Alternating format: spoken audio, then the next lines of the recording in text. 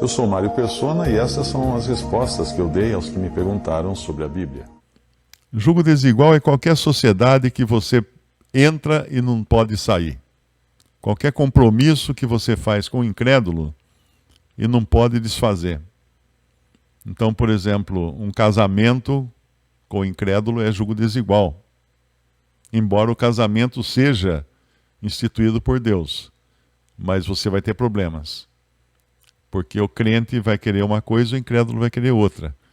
E aí você não vai ter o cordão de 3 cordas, né? De 3 fios, que é o que não arrebenta, que é 3 fios. Um fio, o Espírito Santo, no meio desse cordão.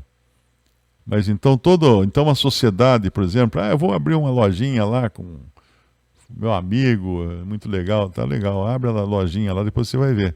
A primeira hora que tiver que burlar o imposto, ele vai burlar o imposto. E você vai ficar chupando o dedo. Meu pai sempre falava que sociedade sempre tem um que entra com a experiência e um que entra com o dinheiro. Aí os dois brigam, o que entrou com a experiência sai com o dinheiro e o que entrou com o dinheiro sai com a experiência. Então, muito cuidado com o jugo desigual. Qualquer tipo de sociedade que seja. Não, aqui a pergunta foi, é considerado jugo desigual se uma pessoa está à mesa e a outra não, mas as duas professam ser cristãos? Não, não é nesse sentido, porque estar à mesa não tem nada a ver com jugo. Nada a ver, é uma questão pessoal. É uma questão unicamente pessoal. O jugo é uma sociedade, uma associação. Se a mesa, se a ceia, se a assembleia aceitasse um incrédulo na mesa, por exemplo, ela estaria agindo em jugo desigual, porque está pondo irmãos crentes junto com o incrédulo na mesma comunhão. Se um se reúne ao nome do Senhor e o outro de uma denominação cristã, não é jugo desigual. O jugo desigual é um incrédulo e um crente. Ok? Então, porque se o outro é crente, ele é um crente sem entendimento, ainda que ele devia se apartar da denominação. Mas você não pode fazer uma distinção assim. Por exemplo, tem um versículo lá em Gálatas 6:10. Então, enquanto temos tempo, façamos bem a todos, mas principalmente aos domésticos da fé. Outra versão fala os da família da fé. Quem são os domésticos da fé? Quem são os da família da fé? Os irmãos em Cristo. Os da minha igreja? Não. Os irmãos em Cristo. Todos. É sempre bom entender isso, que Deus não faz distinção no corpo de Cristo.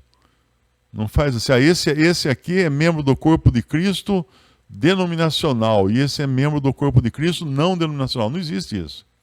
Existe o corpo de Cristo, existe um só corpo e dele fazem parte todos os salvos, mesmo aqueles que não estejam congregados ao nome do Senhor. Tem até um caso interessante, um irmão uma vez, isso acho que foi no Canadá ou nos Estados Unidos, acabou a ceia, ele foi pegar o ônibus e ele estava no ponto de ônibus, aí chegou um outro que ele sabia que era um crente em Cristo, um outro irmão no ponto de ônibus. Aí ele cumprimentou e falou assim, cara, vi você hoje lá na ceia, na reunião.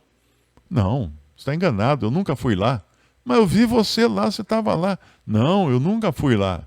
Você estava lá, eu vi você. Eu vi você no pão. Eu vi você no pão.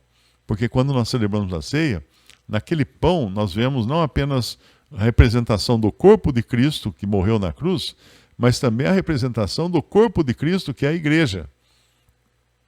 Por isso que há um só pão, um só corpo. Todos os salvos estão representados naquele pão. Até o padre da igreja da esquina, se ele é um crente em Cristo, ele está representado naquele pão. Se você pretende partir para a carreira política, você vai ter que necessariamente entrar num jugo desigual. Porque para ser político, você tem que ser filiado a um partido. E quando você se filia a um partido, você precisa aceitar as decisões do partido. E seu partido vai ter uma votação lá no Congresso, que é, por exemplo, para defender o aborto. E você faz parte do partido, você vai ter que votar a favor do aborto. Porque você está no jugo desigual.